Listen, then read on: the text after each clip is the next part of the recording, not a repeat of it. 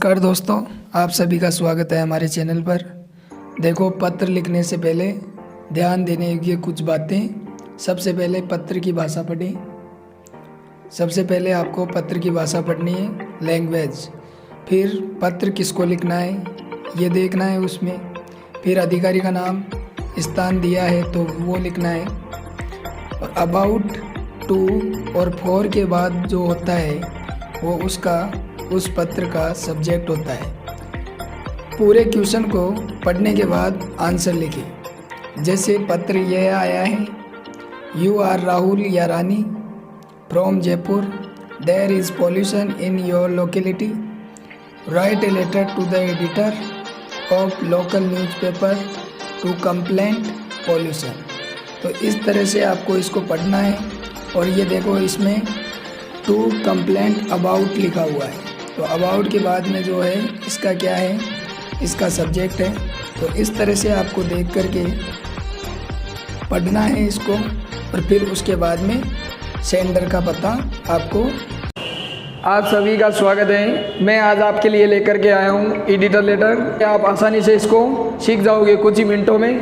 देखो, इसका फॉर्मेट याद करना है आपको और आसानी से 6 में से 6 अंक RBSC के एग्ज़ाम में प्राप्त करोगे। किस तरह से लिखा जाता है एडिटर को, जो देखिए आप इधर, ये 127 रामनगर लिखना है सबसे पहले। यानी जो वो है, कौन है लिखने वाला है, यानी सेंटर का पता सबसे ऊपर ही ऊपर आपको सेंटर का पता लिखना है। किसका लिखना है? सेंटर का पता लिखना है। सबसे ऊपर यहाँ पर सेंटर का एड्रेस आ जाएगा जो क्वेश्चन में दिया हुआ है। जैसे राम है तो राम का आ जाएगा, सोहन है तो सोहन का, रामू है तो रामू का आ जाएगा।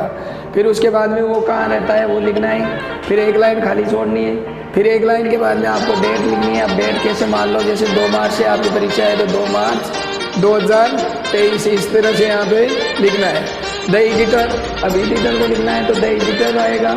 फिर ये कौन से उसका न्यूज़ चैनल का है या पत्रकार है, कौन से का है, तो टाइम्स ऑफ इंडिया का है तो टाइम्स ऑफ इंडिया। अब ये जयपुर का है तो जयपुर आ जाएगा यहाँ पर।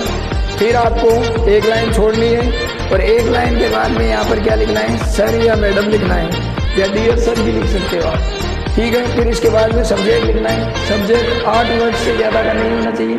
8 वर्ड्स यानी 8 शब्दों से ज़्यादा का नहीं होना चाहिए। तो application for the complaint about, अब जैसे ये बेड रोड पे भी हो सकती है कंप्लेंट, साउंड पे हो सकती है, गुटके पे हो सकती है, या बहुत सारी ऐसी चीज़ें हैं जिनसे आपको समस्या हो रही है। जैसे आपके मैथ का, इंग्लिश का टीचर नहीं है तो उसके लिए भी लिख सकते हो आप। तो ये एडिटर को लिखना है। कब लिखते हो आप एडिटर को? जब आपकी समस्या का समाधान आपके क्षेत्र का व्यक्ति नहीं कर रहा है, जैसे कलेक्टर है, सरपंच है, प्रिंसिपल है, जो आपके क्षेत्र का व्यक्ति है। अगर आपकी समस्या को समाधान नहीं कर पा रहा है तो अपन किसके पास जाएंगे? एडिटर महोदय के पास चले जाते हैं। अब एडिटर साहब वो अपनी जो समस्या है उसको ज़रूर सॉल्व करते हैं। क्या करते हैं? समस्या को सॉल्व करते हैं। फिर इसके बाद में लिखना है आपको, ये लाइनें याद कर रखनी है, ऐसे की ऐसे लिख के आनी है एग्जाम में।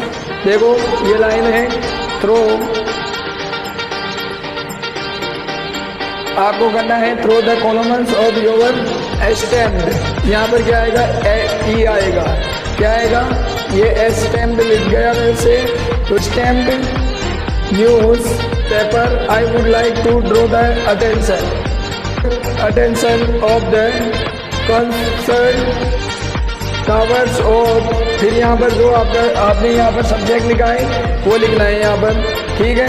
फिर इसके बाद में we have already information the officer of, जैसे मान लो पॉल्यूशन का लिख रहे हो तो पॉल्यूशन ऑफिसर आ जाएगा यहाँ पर। जो ऑफिसर का नाम है वो ऑफिसर का नाम लिखना है यहाँ पर। फिर इसके बाद में क्या करना है, has not been approved, I hope that if the letter is published in your newspaper, कि मैं आशा करता हूँ कि आप मेरा जो कार्य है, प्रॉब्लम में फंसे हुए हैं, जिसको पब्लिश करोगे यानी प्रकाशन करोगे, उसका किस में करोगे? आपके न्यूज़पेपर में, योर न्यूज़पेपर। तो आपका जो न्यूज़पेपर है उसमें आप प्रकाशित करोगे। योर की जगह आप और भी कर सकते हो। The government will be an awaked and take right step, और इस तरह से आपके लिए ये क्या होगी? राइट स्टेप की बात होगी। फिर इसके बाद में लिखना है आपको, क्या लिखना है?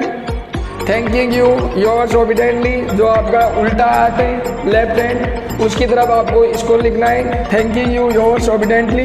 जय हिंद, जय भारत।